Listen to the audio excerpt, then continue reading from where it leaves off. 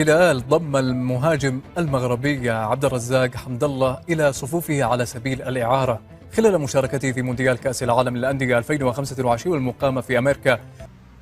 ول على الخبر، ول على الخبر، ول ايش ناوي عليه الهلال؟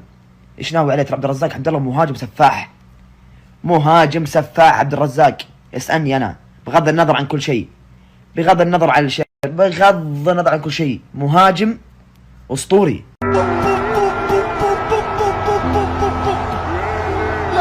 الهلال اعلن رسميا ضم حمد الله. يا جماعه انت عم تسمعوا؟ هيدا حمد الله يلي دعس على طعم يا رجل. ظن البعض أن الهلال سيخوض المعركة بسيف مكسور، لكن المفاجأة كانت مدوية. عبد الرزاق حمد الله يرتدي القميص الأزرق. يا خرا شنو هذا؟ وارضيكم بنص فرصة. أنا هنا لا تخافون. هداف العالم يبدأ رحلة العام الجديد.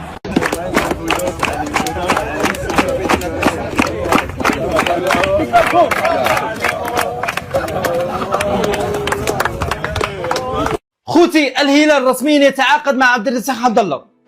كيفاش علاش ما على باليش، والله ما على بالي. انا لقيت نطقة حمد الله لابس تريكو الازرق ودخل مع الهلال ويصافح كما راكم تشوفوا هنا مع انزاغي ويهدر نورمال واليز ومش محسن مابا مش الغاوله وقيله من برا يقول لها رواح جاي يجري فد الطياره امريكان ديريكت. وانت مالك؟ وانت مال امك؟ وانت مال اهلك؟ وانت مال شكلك؟ وانت مال اللي جابوك؟ انت مالك؟ انت مالكش دعوه، مش قصتك، مش بتاعتك خالص، مالكش دعوه.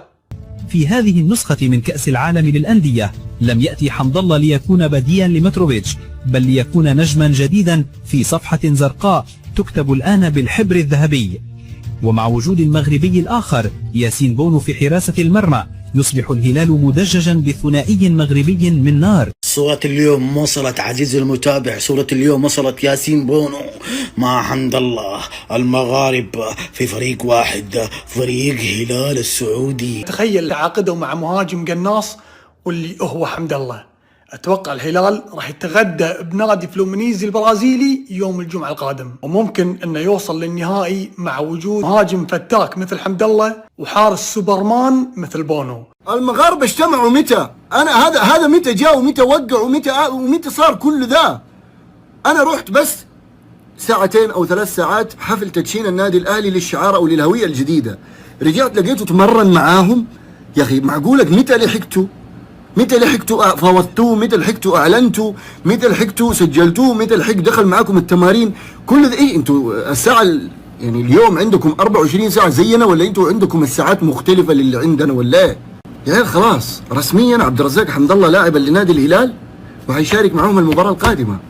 عبد الرزاق حمد الله اللاعب المغربي في صفقة استثنائية، أول نادي في كأس العالم ينفذها ويعمل صفقة استثنائية وسط البطولة ويتعاقد مع المهاجم عبد الرزاق حمد الله. الهلال السعودي ناوي على إيه؟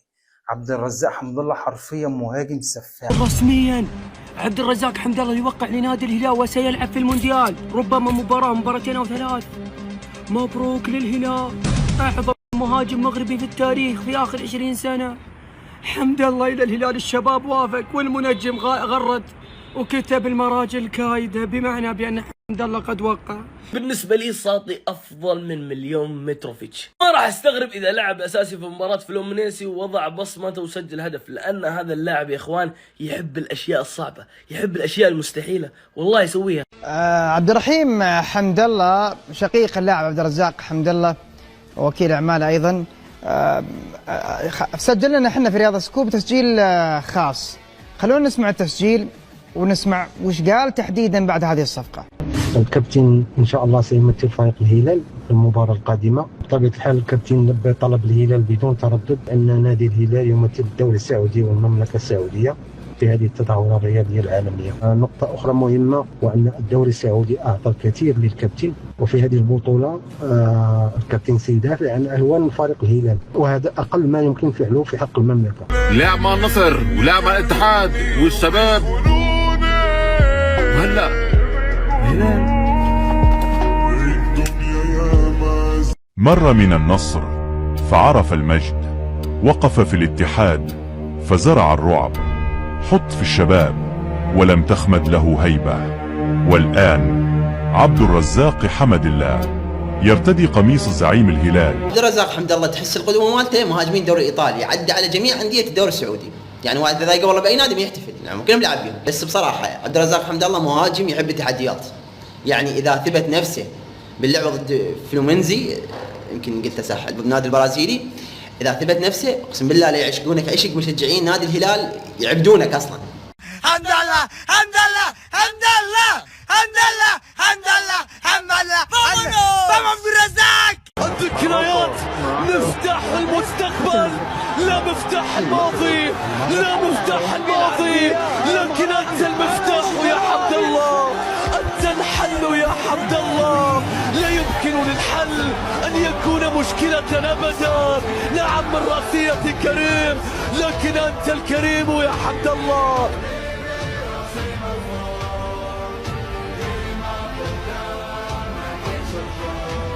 تعاقدوا مع اللاعب عبد الرزاق حمد الله، والله ماني مصدق، هذه بأحلام العصر، ما أتوقعها. حمد الله ينتقل لنادي الهلال، تعرف معنى هذه الكلمة؟ حمد الله ينتقل لنادي الهلال، مستحيل اللي صار. حمد الله مهاجم نادي الهلال في بطولة كأس العالم للأندية، وبيلعب مباراة ربع النهائي ضد فلومينسي. لا مو طبيعي. السيناريو هذا ما يصيرش حتى في الأحلام. يعني حمد الله كان مش مشارك وخارج وما مشيش مع الوداد، اليوم يصير في البطولة وينجم يكتب اسمه من ذهب. فهل تكون هذه الصفقة بداية أسطورة جديدة أم صفحة أخيرة يكتبها حمد الله قبل الوداع الكبير؟ ما نعرفه فقط أن الهلال لا يجيد الدخول إلا من الباب الكبير، وأن عبد الرزاق حين يكون جائعا لا يشبعه إلا الشباك. اللاعب جاهز بدنيا، يؤدي تمارين يومية مع مدربه الخاص، وللمصادفة أن اللاعب يؤدي التمارين في نفس ملعب الهلال في واشنطن، الملعب الذي كان يؤدي الهلال تمارينه في الفترة الماضية. يؤدي تمارينه في نفس الملعب الذي يؤدي فيه الهلال تمارينه في وقت مختلف طبعا. فاللاعب الساعة البيولوجية متوافقة مع مجموعة لاعبي الهلال، بدنيا جاهز، لياقيا صحيا جاهز اللاعب. عبد الرزاق حمد الله المهاجم الذي لا ينتظر الفرصة بل يصنعها بنفسه، لاعب لا يحتاج وقتا للتأقلم ولا تعليمات طويلة لفهم طريق الشباك. أينما لعب كانت الأهداف تتبعه، كأن بينه وبين المرمى ميثاق دم. والله الساطي يا اخوان الولاء عنده ذكرني بمراته يا اخوان، اي نادي يتصل عليه على طول يروح. طبعا محشوم الساطي عن مراته، يعني ما يتقارن فيه ابدا، وهذا اعظم مهاجم بتاريخ الدوري السعودي بلا نقاش بالنسبه لي. معقوله يا حمد الله؟ ايش حمد الله ايش باقي تمثلني انا في البيت، تيجي تلبس وجهي وتقعد هنا، ايه معقوله؟ يا عمري في حياتي ما شفت لاعب بهذا